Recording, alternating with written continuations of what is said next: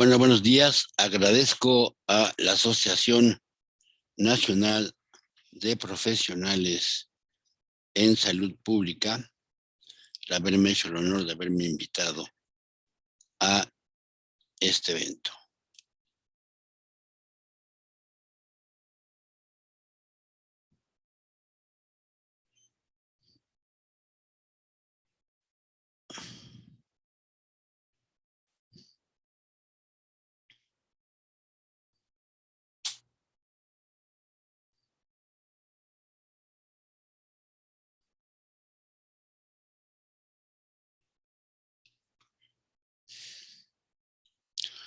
Pues no, el tema es interesante porque aborda, por un lado, lo que hemos padecido a lo largo de 3 años, casi 3 años, la mayoría de los seres humanos, que es esta pandemia, además de los trastornos del sueño que se presentan durante la pandemia, es decir, el estar enfermo de COVID, pero además las secuelas que tienen, y algunas de las cuales siguen siendo trastornos del dormir,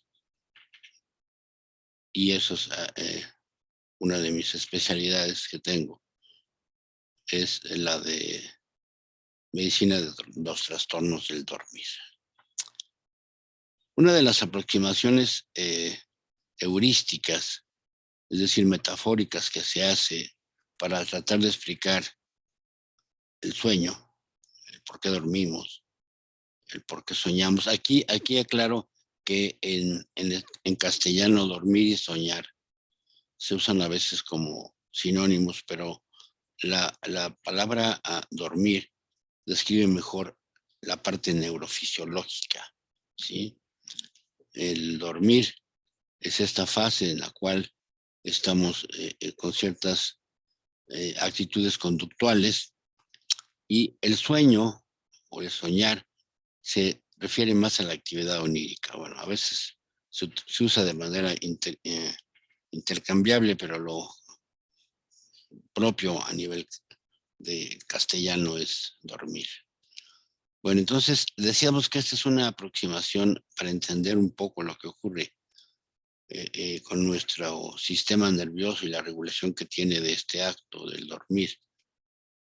Y se llama modelo de los dos procesos. Hay un proceso S de sueño o de sleep que se acumula durante el estar despierto o vigilia y que se gasta en los seres humanos preferentemente durante la noche.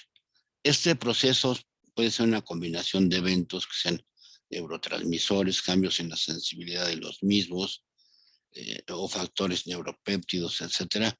Pero lo cierto es que yo a ciertas horas de la noche habitualmente tengo la necesidad de dormir, ¿sí?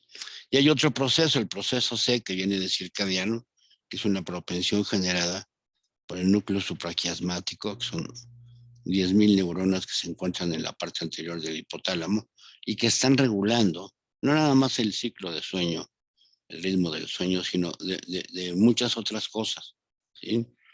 De hormonas, temperatura, etcétera.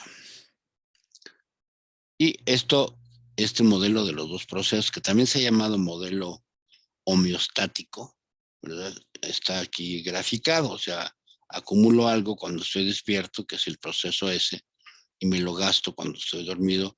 Me lo gasto de preferencia en nuestra especie durante la oscuridad, porque en esta fase tenemos poca posibilidad de nuestros órganos de los sentidos visuales son muy limitados, ¿no? Entonces algunos de los predadores en esta fase pues podrían hacernos presa fácilmente, ¿no? Ahora, si yo me privo de sueño, entonces lo que se observa es que se acumula un proceso S, de tal manera que cuando puedo dormir, ¿verdad?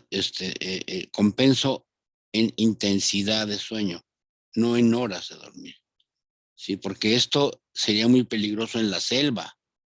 Si nosotros somos animales que por una cantidad de años vivimos en cuevas, 150,000 millones de años, digo, perdón, 150,000 años, Y entonces,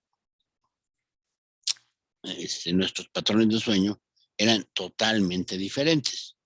Nosotros dormíamos de 7 a 2 de la mañana o 3. A esa hora despertábamos, comíamos, cenábamos, sexábamos, etcétera. Y luego había un segundo sueño de 3 o 4 a 6, 7 de la mañana. Y cuando se ha hecho esto en los laboratorios de sueño, se ve que hay una mejor calidad de vida en general, ¿no? Entonces, bueno, esa es la manera como organizamos nuestro sueño. Y obviamente todo esto tiene que ver con una serie de núcleos que se localizan básicamente en el diencéfalo, este es un cerebro de rata, en el diencéfalo y en el tallo cerebral, ¿verdad? En donde hay osciladores que nos están permitiendo estar entrando y saliendo, no solamente de estar despierto y dormido, sino de las diferentes etapas que constituyen el dormir. El dormir no es un estado homogéneo, es un estado heterogéneo que consta de varias fases y estas se pueden graficar. Este es un himnograma, es decir, aquí a lo largo de las 8 horas de sueño, 7, puedo yo ver simplemente con esta gráfica qué tan buena calidad de sueño tiene mi paciente, a qué hora se despierta, cuántos episodios tuvo de sueño de movimientos oculares rápidos, etcétera, ¿no? Entonces, el sueño es heterogéneo, el sueño va cambiando a lo largo de la vida, hay un cambio ontogénico,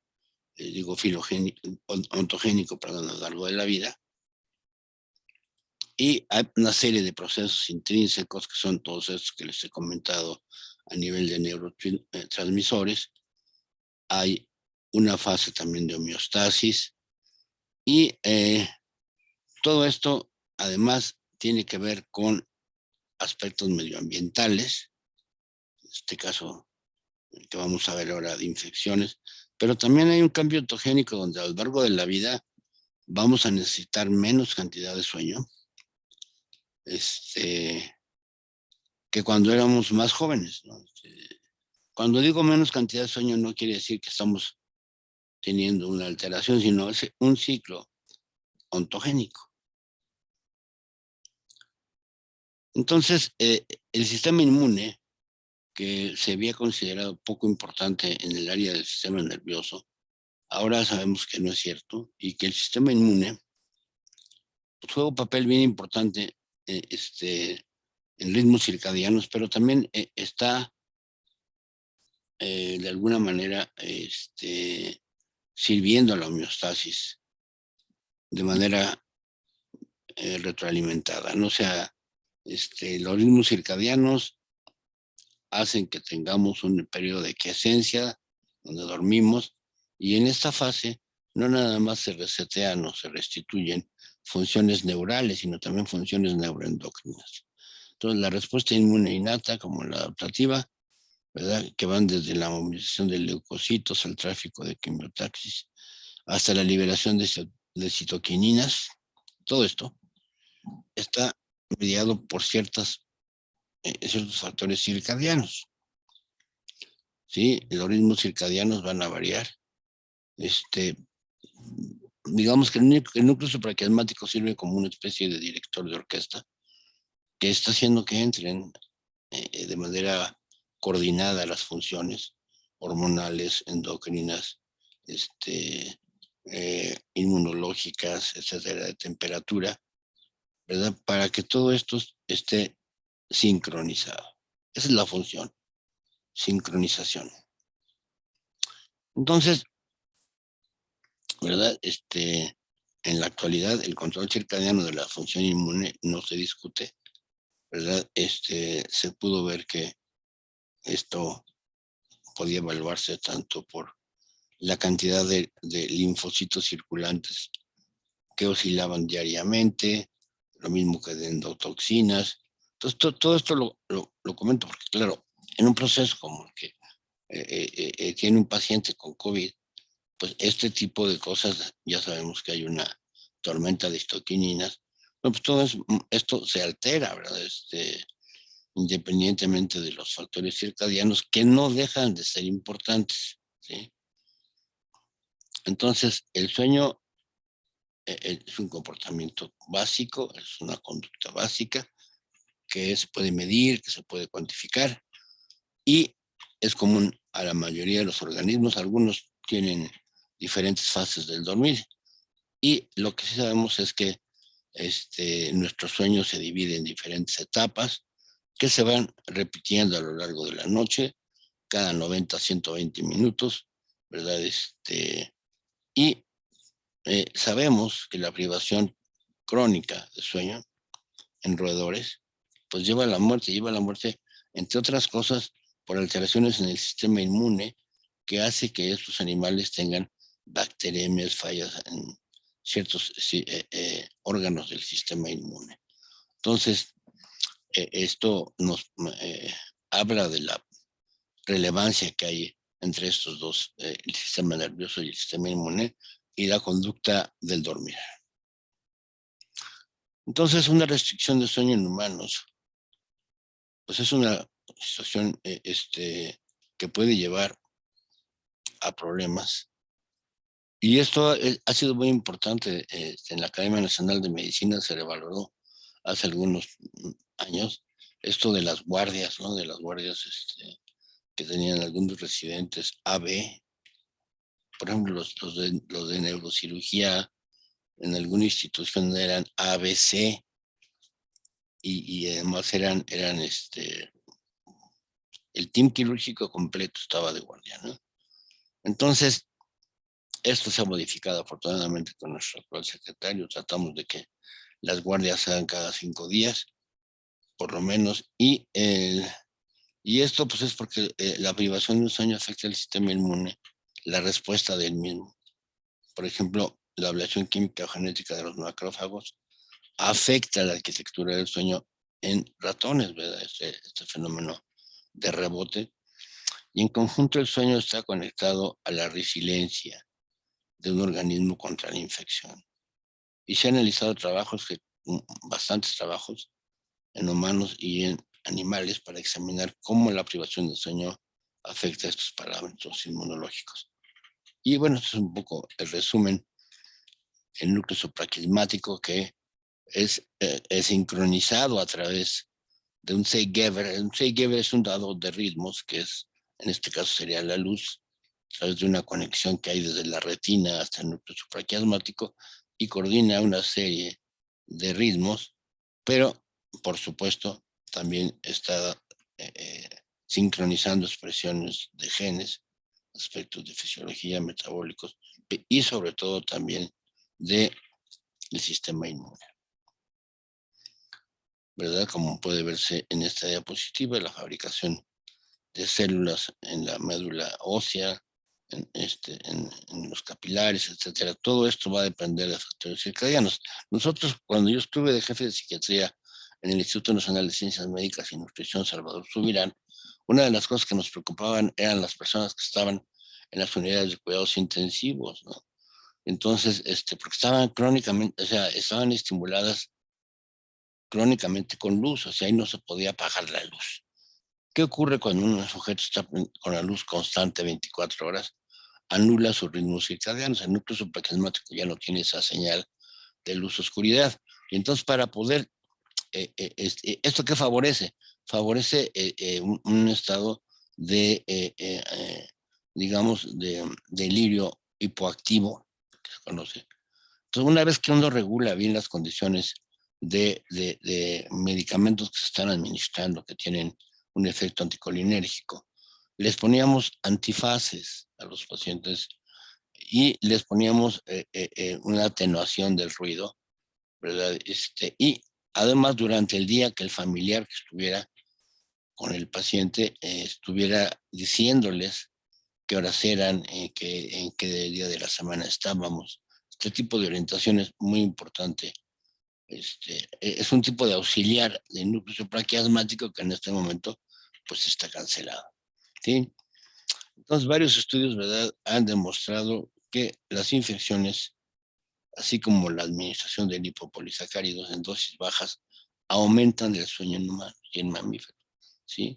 Algunas de las prostaglandinas, la E2, sobre todo, es muy importante en ese sentido. Y aquí están, ¿no? Algunas, igual que los factores de crecimiento y necrosis tumoral. ¿Por qué? Pues porque mucho de lo que ocurre en el sueño es que estamos fabricando espículas sinápticas, ¿verdad? Que tienen que ver con los procesos de aprendizaje. Y bueno, hay otros ejemplos de infecciones durante el sueño, la famosa el Trypanosoma bruceli infecta el cerebro, lo que podría enmascarar los efectos primarios sobre el sueño. Sin embargo, es la enfermedad transmitida por la mosquita tsetse, ¿no? En humanos se ha demostrado que una noche de privación de sueño después de una vacuna, algo que no nos dicen cuando nos vacunamos de COVID, atenúa los efectos. Nos dicen del alcohol, ¿no? Que no debemos de fumar, tomar no sé qué cosas, pero no nos dicen que debemos dormir bien, ¿no? Y esto tiene que ver con esto. La consolidación y la fabricación de proteínas ocurre durante el sueño. Entonces, esto resume lo que he dicho en el sueño, ¿verdad? Mediante coordinado mediante un reloj maestro, que es el núcleo supraquiasmático, está teniendo una función de retroalimentación recíproca con el sistema inmune, tanto periférico como celular.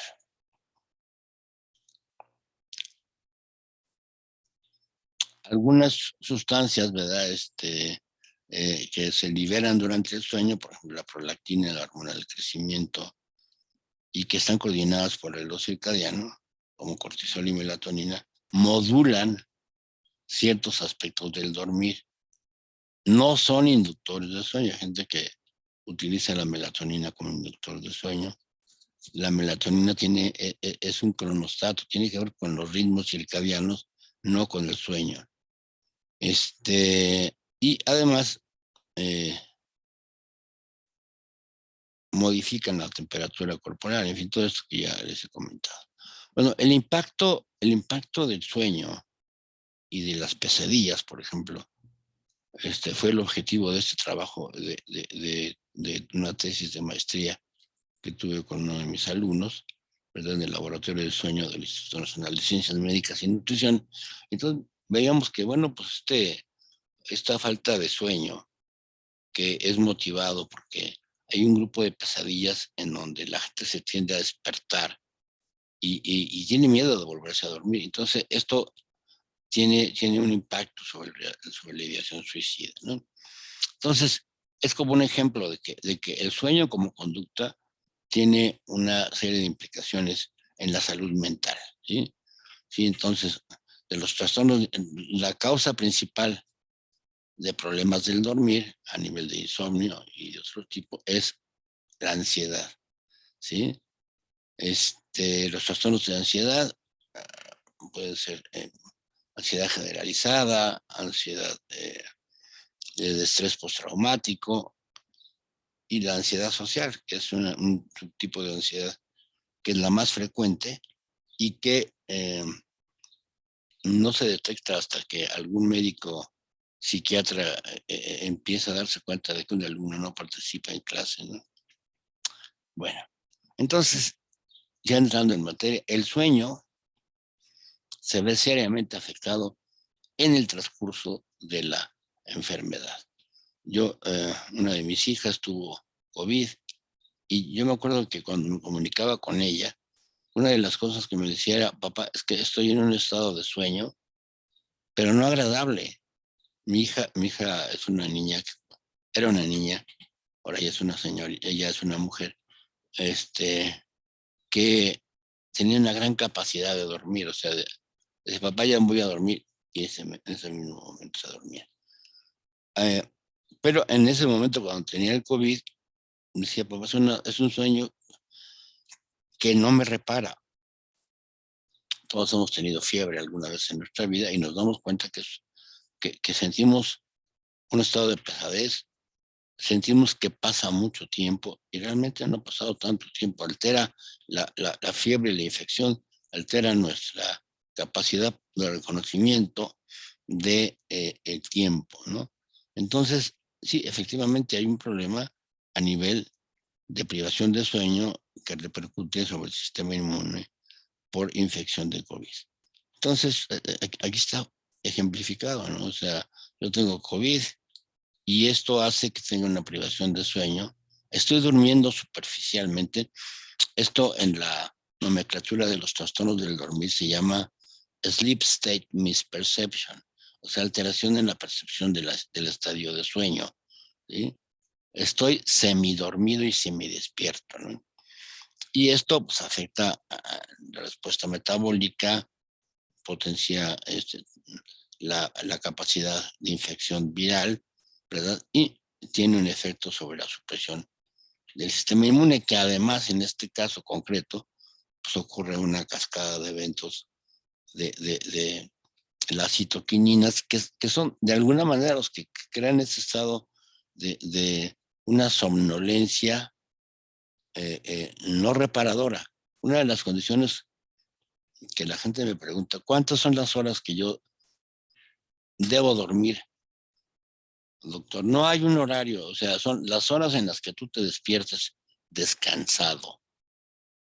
Sí, una de las funciones del dormir es cargar glucosa cerebral. Entonces, si yo me despierto descansado, dormí bien. Es como todas las funciones biológicas, ¿no? Si yo comí algo bien, sabroso, me siento bien. O sea, no tengo que comer mucho. En Francia eso lo saben, ¿no? Claramente. Bueno, entonces, durante la pandemia, ¿verdad? La gente que tiene COVID tiene trastorno del sueño porque este es superficial. Entonces, sabe que hasta 3/4 de los pacientes con COVID tienen sueño fragmentado y 2/5 de los trabajadores de salud. Es porque tienen alta responsabilidad y porque tienen el miedo de adquirir la enfermedad. Ahora, factores que agravan esto, la edad avanzada, bueno, estos tener una pareja al lado y permanecer en un país de alto riesgo. Esto reduce bastante los trastornos del dormir. Ahora, si además eres joven, del sexo femenino, problemas financieros, estrés, ansiedad, depresión coexistente, aumentan el riesgo de trastornos del sueño. ¿Sí? La etiología básicamente de los trastornos del sueño trans-COVID es multifactorial. Hay 3 factores, ¿no? Primero, la neuroinvasión, que desencadena la cascada de eventos inflamatorios. Luego, los factores sociales de aislamiento, ¿no? Y las políticas sociales de salud donde te aíslan y te confinan, ¿no? Bueno, una estrecha asociación del sueño con inmunidad y el metabolismo significan la identificación y el tratamiento de los trastornos del sueño que son esenciales durante el tiempo de la pandemia. Un apoyo que se hizo en varias entidades de salud del país fueron la telemedicina, o sea, el utilizar el iPad o el celular y el hablar con los familiares y el hablar a los médicos con el paciente y con los familiares para tranquilizarlo, ¿no? Pero una de las cosas que es clave, hace algún tiempo leí un artículo que decía que valoraba esto, ¿no? Las redes de apoyo sociales, ¿no? Entonces, la prevalencia de depresión, ansiedad y trastornos del dormir en COVID, es un metaanálisis que se hicieron en combinación de varias universidades de Canadá, de China y de otros sitios en Inglaterra.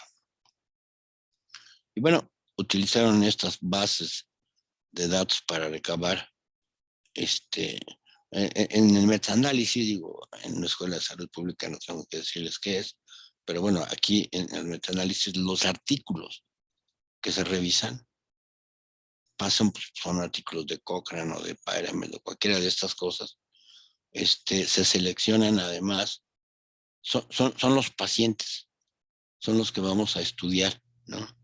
Y entonces, en base a estas bases de datos, seleccionamos los candidatos. Y hay criterios de inclusión y de exclusión, ¿no? Criterios de inclusión para este tipo de estudios eran que tuvieran pacientes con COVID, que reportaran en ese momento una prevalencia de depresión, ansiedad y trastornos del dormir. Y se incluyeron todos los estudios observacionales primarios, que incluían estudios longitudinales, de cohortes transversales y de casos y controles con una muestra de más o equivalente a 10 pacientes, ¿no? Los estudios que definieron específicamente a pacientes con COVID con problemas mentales previos, esos fueron excluidos, ¿sí? Nada más se quería ver quiénes habían adquirido trastornos del sueño o trastornos de ansiedad y depresión como resultado del COVID. Ahora, la clinimetría que se utilizó, o sea, la serie de escalas que se utilizan para estos estudios, quiero remarcar que son escalas de autoaplicación por la necesidad pues, de no poder estar en contacto con los pacientes, ¿verdad? Lo cual crea, digo, un sesgo de observación porque uno no está viendo realmente lo que el paciente contesta. Sin embargo, bueno, pues es lo que hay. Y es lo que había en ese momento y es lo que se... Pero hay que, ojo, hay que tener este factor de relatividad para no tener un problema de extrapolar cosas, ¿verdad? Un error tipo 2 donde no puedo extrapolar este tipo de cosas a la población general. Entonces, hay una escala de ansiedad. Todas las escalas que les estoy mostrando aquí son escalas de autoaplicación, con excepción de la escala de Hamilton, que es así, tiene que ser interrogado directamente a través de, me imagino, de, eh, de un iPad, etcétera, y la mayoría de ellas son, decíamos, de autocalificación. Estas escalas nos dan una idea, o sea, número uno, la depresión y la ansiedad no se detecta por escalas. La mayoría de estas escalas, si no todas, nos dan un índice de severidad. Sí, son escalas de tipo pronóstico. En psiquiatría, como en el resto de la medicina, el diagnóstico se hace clínico. Quizá no tenemos pruebas de laboratorio donde digamos, si tienes A más B más C, tienes esta enfermedad, ¿sí? Pero nuestras escalas clínicas, ¿verdad?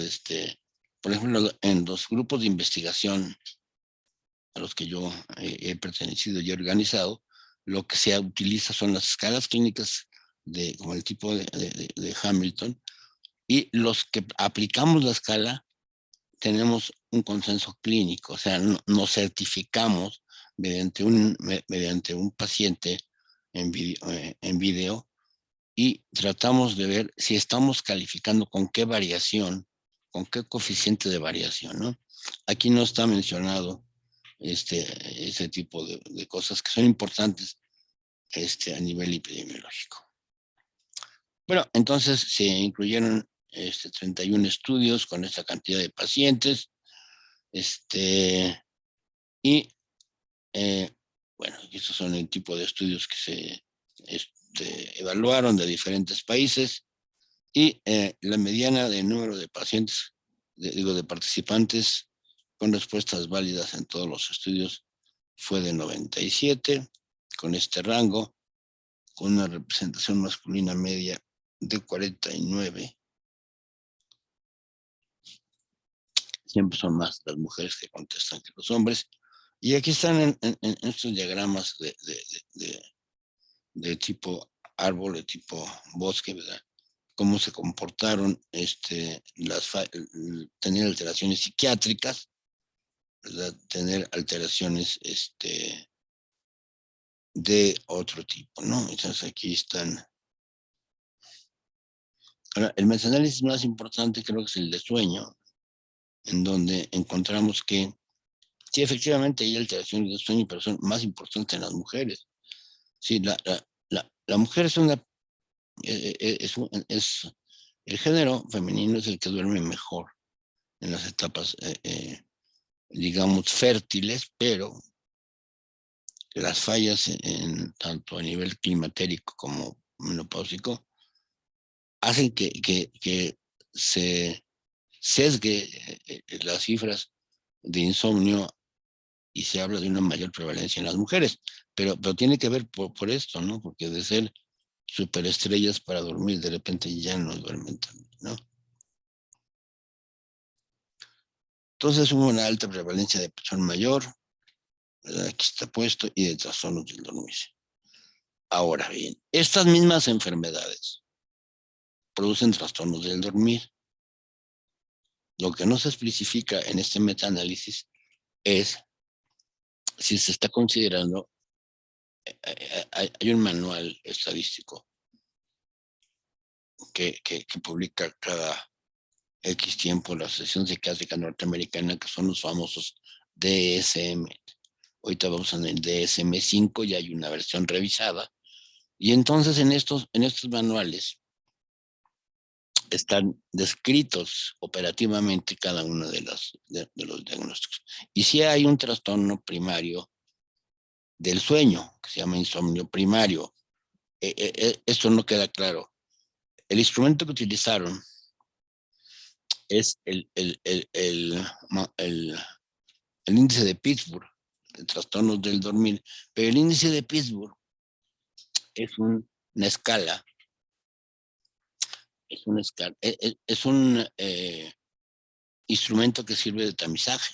Entonces, esto hay que tomarlo en cuenta porque, bueno, finalmente esto nos lleva a un error de procedimiento.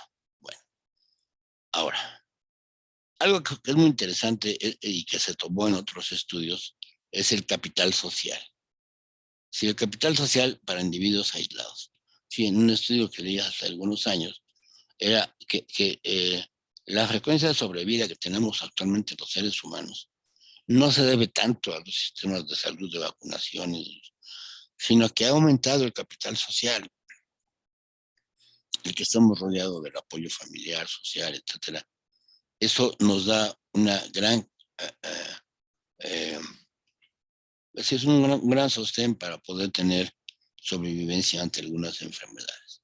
¿Cómo se reconoce el capital social para individuos aislados? Es lo que se preguntaban ahora los grupos en China, ¿no? Bueno, hay factores sociales como la carga económica, el apoyo familiar, el apoyo social, el capital social. Todo esto. Los portes definen el capital social como una colección de recursos reales o potenciales que incluyen la confianza social, la pertenencia y la participación. Y creía que estos recursos estaban asociados con una red duradera de reconocimiento mutuo. De reconocimiento mutuo, el que la gente somos una especie gregaria, ¿sí? Entonces necesitamos tener, si ya no reconocimiento, por lo menos participación, estar integrados a grupos sociales. Esto se afectó en el confinamiento, ¿sí? Entonces hay una diferencia entre el capital social y el apoyo social. El apoyo social representa el tamaño y las fuentes de redes sociales de las personas que ayudan a los demás, así como las funciones de apoyo emocional. Mientras que el capital social incluye la confianza social, o sea, en quién confío, la permanencia y participación social. El efecto del capital social en el bienestar psicológico ha sido demostrado en estudios. Desde hace muchos años, precisamente los epidemiólogos han estado evaluando este tipo de cosas que son enteramente humanas, ¿no? Entonces, ser capital es equality, ¿no? Igual, ¿no? ¿Por qué? Fíjense que durante el dormir es una fase de nuestro día en la que estamos relativamente aislados, relativamente. Entonces, si no fuera porque tenemos portero, una puerta, alarma, etcétera, no podríamos dormir tranquilamente en un árbol, en la selva, como acostumbrábamos a hacerlo, ¿no? En una caverna, ¿no? Entonces, los bajos niveles de capital social se asocian con aumento de los niveles de ansiedad y estrés, ¿sí? Y en términos generales se sabe que la gente que vive aislada, que vive sola, tiene mayor propensión a tener enfermedades, etc. El apoyo social representa el tamaño y la fuente de las redes sociales. El capital social incluye la confianza social, esto ya lo habíamos dicho.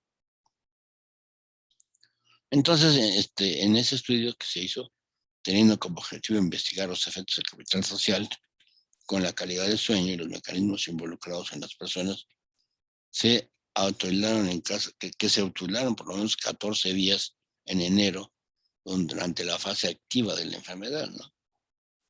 Entonces se hizo el estudio para evaluar las relaciones entre una variable dependiente, capital social, y dos o más variables independientes, ansiedad, estrés y sueño, ¿sí?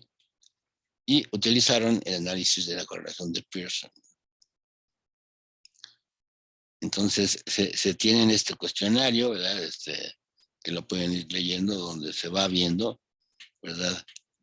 Cómo se midió mediante este PCC, cuántos parientes, vecinos, amigos, compañeros de trabajo y compañeros de clase tienes, con cuántos confías, etcétera. Cómo calificas el número de grupo y organizaciones a las cuales perteneces. Todas esas son variables del cuestionario, ¿verdad? En la clinimetría, además de este cuestionario, ¿verdad? Se usaron otros. Y efectivamente la calidad de sueño y los niveles de ansiedad social y el estrés estuvieron con una alta correlación con el capital social, ¿sí? Entonces, no nada más, digo, esto puede ser aplicado para muchas constantes. O sea, ¿cuál es el castigo mayor que se tiene en las prisiones? Apandarlos, o sea, aislarlos, el aislamiento tradicionalmente por meses, ¿verdad? Es como una forma extrema de castigo, ¿no? Y bueno, pues aquí está un grupo de Canadá que es pionero en las normas de higiene de sueño y está dirigido por mi amigo Charles Morin, ¿verdad? La prevalencia, qué tan frecuentes son los problemas de sueño durante la pandemia. Entonces se hicieron, y son más o menos parecidos a los que se encontró con el grupo chino-canadiense, ¿verdad? La ansiedad e insomnio tal, los síntomas de riesgo son especialmente prominentes en los trabajadores de primera línea y en la población general también hay insomnio, pérdida de la calidad del mismo.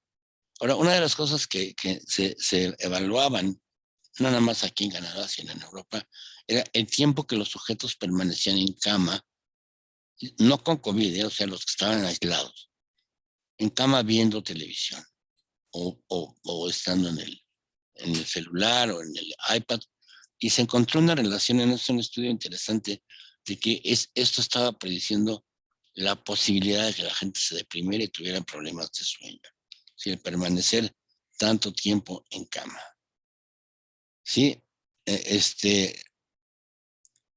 ¿Por qué el dormir se interrumpe más durante el COVID? Bueno, cualquier evento estresante de la vida hace que tengamos la activación de mecanismos que están vinculados a las respuestas de ataque o de huida. Es más severo en los individuos con mayor vulnerabilidad. No todo el mundo tiene la misma vulnerabilidad, ¿verdad? Y a veces tiende a perpetuarse. A una vez, o sea, ya pasó el COVID, ya estamos tranquilos, vacunados. Entonces, ahí está el problema, que muchas gentes, hay un condicionamiento. El sueño es un proceso que se condiciona para mal. Tiene además en la pandemia de COVID otros componentes, el confinamiento, horarios de trabajo atípico, extremos a veces, diría yo. Se pone a la gente a trabajar más tiempo. Los horarios de sueño están alterados, se alteran los sistemas circadianos porque son más tiempo frente al ordenador, la computadora, y esto crea problemas, ¿sí? Y alteran la ritmicidad de horarios de trabajo, de descanso. ¿Por qué debemos prestar atención al dormir durante la pandemia? Bueno, pues porque el sueño saludable, ¿verdad? En cuanto a intensidad y a profundidad, es uno de los pilares de la salud. Los otros dos son la dieta y el ejercicio. Entonces, el dormir juega un papel fundamental en la salud mental. y en la física, pero en la salud mental definitivamente. En psiquiatría les puedo decir que solamente hay una alteración en la cual no hay alteraciones del dormir y se llaman sociópatas. Akira Kurosawa, un director japonés muy importante, decía, tiene una película que se llama Los malvados duermen bien. Y ya pueden ustedes pensar en cualquier malvado. Entonces, una sola noche de privación del dormir puede producir alteraciones significativas en el estado de ánimo, sobre todo si se duerme mal, o sea, no la privación intencionada, ¿sí? Sino esta fragmentación de sueño y defensas inmunes más bajas. Con el insomnio crónico, ¿verdad? Hay pérdida prolongada de muchas cosas.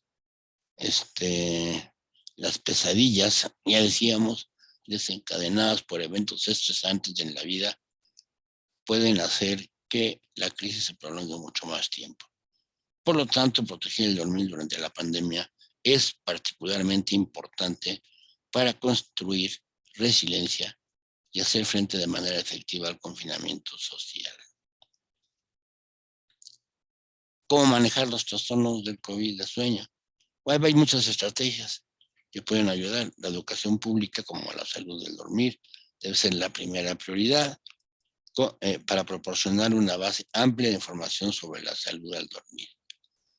La importancia de manejar horarios, o sea, crear un horario en el cual, según mis condiciones laborales o escolares, me conviene iniciar mi sueño y me conviene levantarme. Y en ese lapso tener una tasa de sueño, pues dependiendo de la edad, entre 6, 8 o 10 horas. Hay gente que tiene, o sea, en esto del sueño es como cualquier variable biológica, ¿eh? Hay gente que duerme 10 horas y si duerme 9 está desvelado. Ahora, si tienes un insomnio persistente, tienes que recurrir a los profesionales de trastornos del dormir. Las opciones de tratamiento se basan en medicamentos y en la terapia cognitivo-conductual. Estrategias para mantener los trastornos del dormir durante la pandemia. Haga del dormir una prioridad. Mantener horarios constantes para dormir y despertar. Y además tener contactos. Esta actividad son señales de tiempo importantes para, o sea, los 6 Gebers, ¿no? Para mantenernos despiertos. Obtenga la mayor exposición posible de luz durante el día. La luz solar, no que se pongan así en la azotea, pero la luz por periodos de más o menos 1 a 2 horas resetea el núcleo supraquiasmático. Entonces es importante que el núcleo supraquiasmático sepa de que estamos durante el día, ¿sí? Evitar los aparatos electrónicos, etcétera, y deje es decir, prepárese para dormir. Prepararse para dormir es dejar de hacer actividades intensas,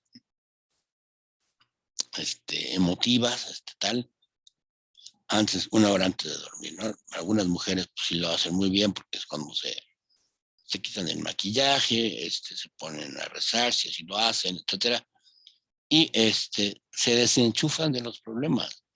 Una de las técnicas que yo utilizo para esto es, si tienes muchos problemas, vete a escribirlos afuera de tu recámara. Ya los tienes escritos allá afuera, ya están hasta enumerados. No te los lleves a la cama, porque eso no te deja dormir. ¿Sí? El sueño, cuando no llega en un lapso de 15 a 20 minutos, párate. Hay que pararse y ponerse a hacer alguna cosa tranquila, aburrida. La cama solamente para dormir y tener actividad sexual. No es un lugar para... Esas son las reglas de higiene del sueño, la que les estoy diciendo, que a veces son obvias, pero mucha gente no tiene mucho el sentido común. Levantarse a la misma hora todos los días. Si bien puede ser que a los fines de semana tengamos la tentación de dormir más, no hay que hacerlo porque nos estamos gastando el capital de sueño de la noche que sigue. Si hay un gran cansancio, sí, una siesta de no más de 20 minutos puede ser beneficiosa. Y bueno, hay también otros factores que se presentaron durante durante la pandemia. Tener apnea de sueño es un factor que debe de ser obligatorio para hospitalizar a un paciente. ¿Por qué? Porque son pacientes que están manejando niveles muy altos de CO2, que además se va a comprometer por los procesos a nivel pulmonar. Y entonces, sí, el paciente con SARS, síndrome de apnea obstructiva del sueño, ¿verdad?, experimentan 8 veces más riesgo de infección y de complicaciones y muerte. Otro metaanálisis que nuevamente, ¿no?, nos pone en el punto de que el sueño como tal es una de las cosas. Aquí está nuevamente utilizando la escala de Pittsburgh. La prevalencia de trastornos del sueño durante el COVID-19 es muy elevado, de aproximadamente el 40% en la población en general. Y obviamente en los colegas que se dedican al tratamiento de ellos, ¿verdad? Los pacientes con COVID activo parece tener una mayor prevalencia de trastornos del dormir. ¿Por qué? Porque están durmiendo mal, están durmiendo superficialmente, ¿sí? Entonces se requiere de muchos estudios, de más estudios longitudinales de seguimiento, porque claro, ahora sabemos que hay secuelas neurológicas post-COVID. Espero que esto haya sido ilustrativo. Muchas gracias y agradezco su atención.